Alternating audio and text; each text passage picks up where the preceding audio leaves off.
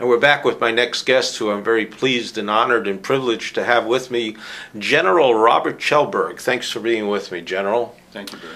The General is involved with the Wounded Warriors of South Florida, so I'd like to ask you first, what's the mission of the Wounded Warriors of South Florida, and how do you provide assistance to wounded warriors, and what area do you cover?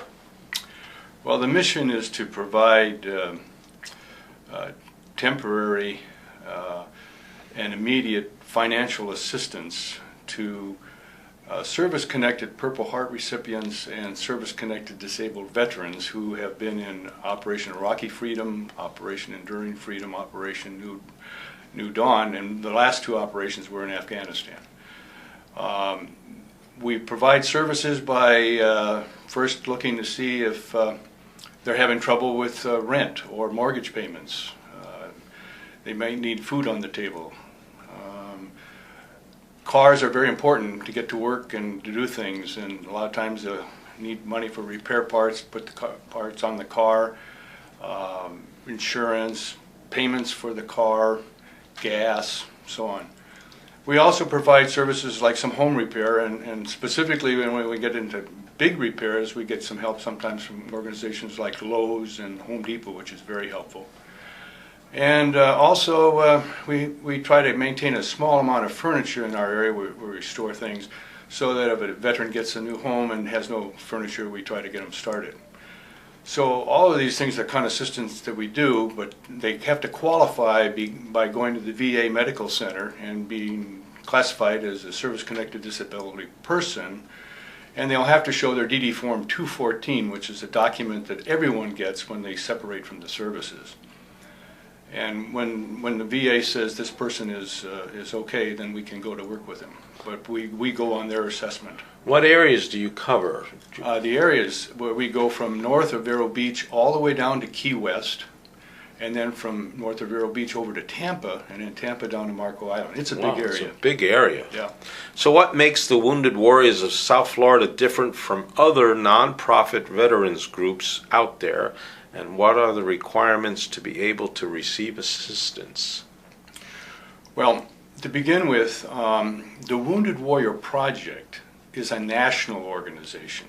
They have big programs like education, technology transfer. They do some peer support. They have rehabilitative retreats and national advertising.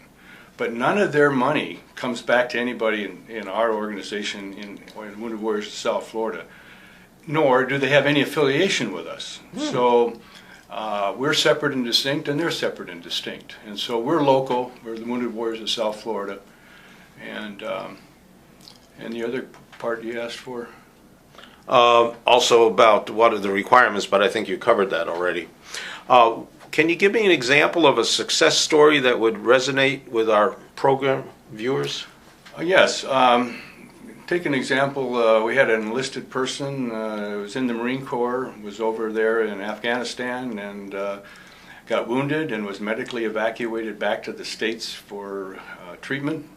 And while he was undergoing his treatment, he finished his college degree, got a bachelor's degree, and then decided he wanted to become an officer. So he applied to the Marine Corps to become an officer, and went to the officer basic course, passed that, and later as a captain he found himself back in Afghanistan leading an operation when his vehicle, a big armored vehicle, hit an improvised explosive device, an IED, and it was a big one, and his vehicle was pushed up in the air over 10 feet.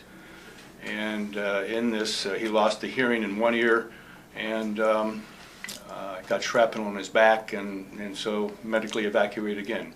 He came back home here to a home that was unfit to live in, and no job. And so we worked with him in terms of food stamps, gas stamps, get his car running, and help him get a new place to live, and so on and so forth. And today he's got a job, and he's looking for a better one that will take care of his knowledge and skills. So donors to nonprofits are concerned about administrative costs. So how do you keep your administrative costs down? Well, we have to focus on it, Barry. You try to make sure on all your overhead and your other expenses, like trying to promote charity events and so on, you keep it as low as possible. We try to stay way under 20%. Oh. Because we want to use that money to help wounded warriors and not be spending it on costs that we don't have to do. What's the meaning of the Veterans Administration backlog and the number of claims being processed, and what is the projection for the future?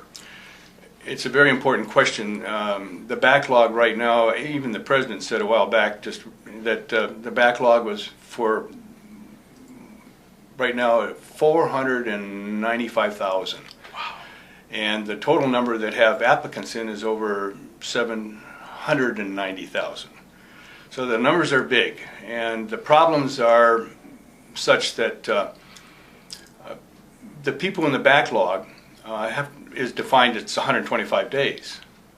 And so they're waiting, but a lot of people have had to wait 18 months or more, and some, 2 years. I know a friend who's in that situation. It's so untenable, and I've tried to get him some help through our local Congress people and that sort of thing, and media exposure too.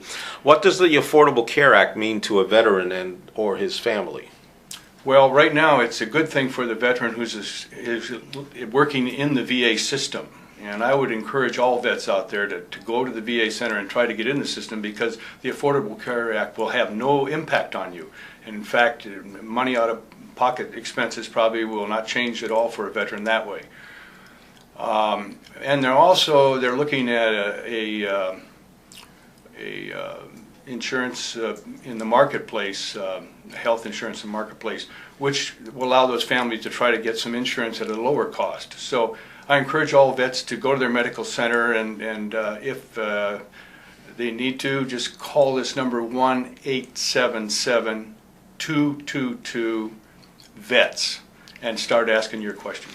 Finally, what are some of the upcoming events for Wounded Warriors of South Florida, and where would someone go to find that information if they wanted to attend or provide financial support?